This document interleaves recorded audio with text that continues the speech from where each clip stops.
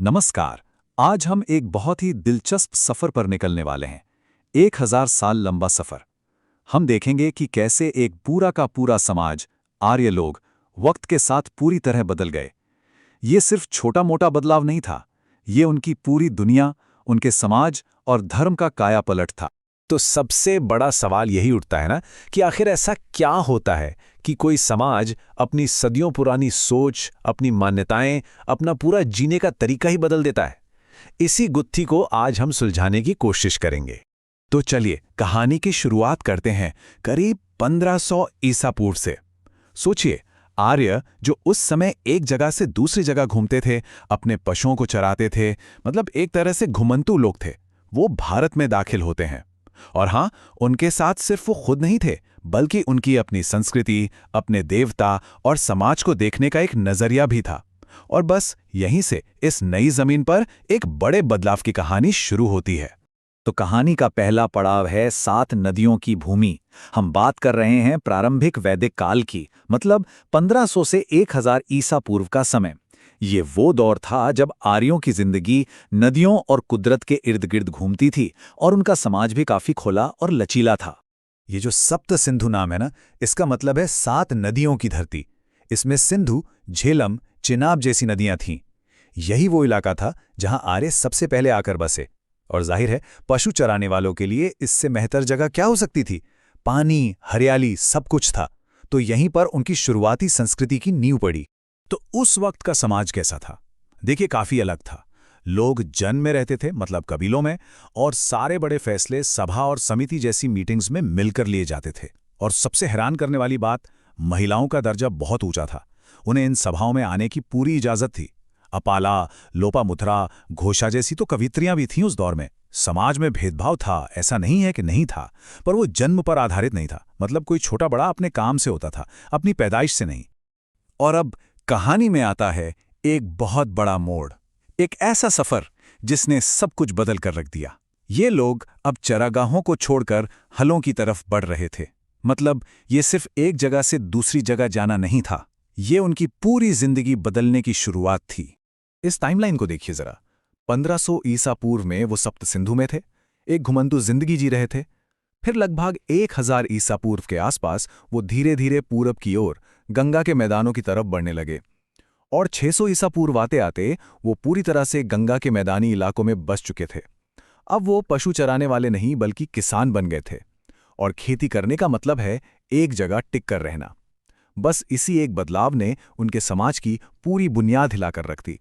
तो इस नए बसे हुए जीवन का नतीजा क्या निकला? अब हम आ गए हैं उत्तर वैदिक काल में। खेतीबाड़ी अब उनकी जिंदगी का केंद्र बन चुकी थी। और इसी के साथ जन्म हुआ एक नए समाज का, एक ऐसा समाज जो पहले से कहीं ज्यादा कठोर और बंधा हुआ था। ये जो तुलना है, ये पूरी कहानी बयां कर देती है। देखिए, पहले क्या था?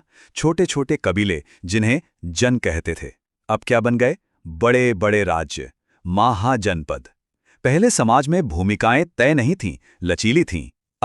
अब आ गई जन्म पर आधारित एक कठोर वर्ण व्यवस्था।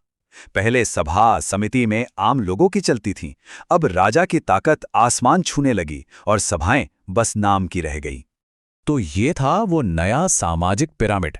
सबसे ऊपर रखे गए ब्राह्मण यानी पुजारी और विद्वान, उनके नीचे क्षत्रिय जो राजा और योद्धा थे, फिर आए वैश्य मतलब किसान, व्यापारी और कारीगर, और सबसे आखिर में थे शूद्र जिनका काम ऊपर के तीनों वर्गों की सेवा करना था। और सबसे बड़ी बात, ये सिस्टम अब जन्म से तय होने लगा। मतलब जो जिस वर्ण में पैदा हुआ वो जिंदगी भर उसी में रहेगा। इस नए और कठोर समाज का एक और बहुत बड़ा असर पड़ा महिलाओं की स्थिति पर। और ये असर अच्छा नहीं था। समाज में उनका दर्जा गिर गया। अब उन्हें सार्वजनिक सभाओं में जाने की इजाजत नहीं थी। और तो और बाल विवाह जैसी कुरीतियां भी आम होने लगीं। जब समाज इतना बदल रहा था, तो जाहिर है इसका असर लोगों की आस्था और उनके भगवानों पर भी पड़ना ही था। जैसे जैसे लोगों की जिंदगी बदली, उनके देवी देवता और पूजा पाठ के तरीके भी बदलने लगे। यह भी देखिए कितना बड़ा फर्क है। पहले यानी प्रारंभिक वैदिक काल में इंद्र जैसे देवता सबसे अहम थे, जो गरज, बारिश और युद्ध के देवता थे। मतलब लोग प्रकृति की ताकतों की पूजा करते थे। लेकिन बाद के दौर में प्रजापति यानी सृष्टि के रचयिता और विष्णु यानी पालनहार ज्यादा महत्वपूर्ण हो गए। अब फोकस प्रकृति की ताकतों से हटकर दुनिया कैसे बनी, कैसे चलती है, इन बड़े और गहरे सवालों पर आ गया था। उस शुरुआती दौर के धर्म के बारे में हमें जो कुछ भी पता है वो ज्यादातर ऋग्वेद से पता चलता है। ऋग्वेद क्या है?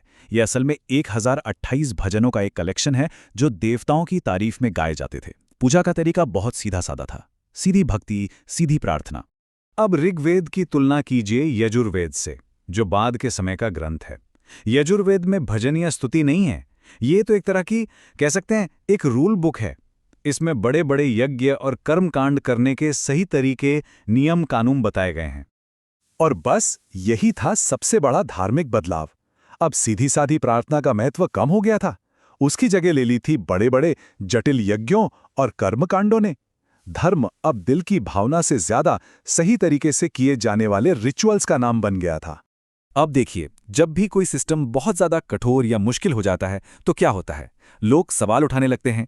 इस बढ़ती हुई सामाजिक और धार्मिक कट्टरता ने भी यही किया। इसने लोगों के मन में असंतोष के बीज बो दिए और एक नई आध्यात्मिक खोज का दौर शुरू हुआ। ये बात पूरी कहानी को एक लाइन में कह देती है, क्योंकि यज्ञ और कर्मकांड इतने मुश्किल हो गए थे, उन्हें करने वाले ब्राह्मण या पुरोहित बहुत ज्यादा ताकतवर हो गए। ऐसा लगने लगा कि भगवान तक पहुंचने की चाबी सिर्फ उन्हीं के पास है और वही सारे नियम तय करते हैं। तो जाहिर है बहुत से लोगों के लिए ये नया सिस्टम बहुत बोझिल और खर्चीला हो गया था। वो ऐसे जवाब ढूंढ रहे थे जो इन महंगे यज्ञों और मुश्किल नियमों से परे हों। एक आसान, एक सीधे रास्ते की तलाश शुरू हो गई थी। और इसी आध्यात्मिक बेचैनी और खोज का नतीजा था बौद्ध धर्म और जैन धर्म जैसे नए आंदोलनों का उदय। ये धर्म एक तरह से उस समय के कठोर नियमों और कर्मकांडों के खिलाफ एक सीधी प्रतिक्रिया थे। इन्होंने लोगों को मोक्ष पाने का एक नया, एक अलग रास्ता दिखाया। तो आखिर में हम इस एक बड़े सवाल पे आके रुकते हैं। जब आस्था कंट्रोल करने का एक सिस्टम बन जाए तो उसका अंजाम क्या होता है? ये एक ऐसा पैटर्न है जो इतिहास में बार बार दोहराया जाता है। जब भी कोई समाज या धर्म बहुत ज्यादा कट्टर और कठोर हो जाता है तो उसी के अंदर से बदलाव या विद्रोह की आवाजें उठने लगती हैं। ये शायद हमें यही याद दिलाता है कि इंसान हमेशा से ही जिंदगी के नए मतलब और बेहतर रास्ते खोजता आया है।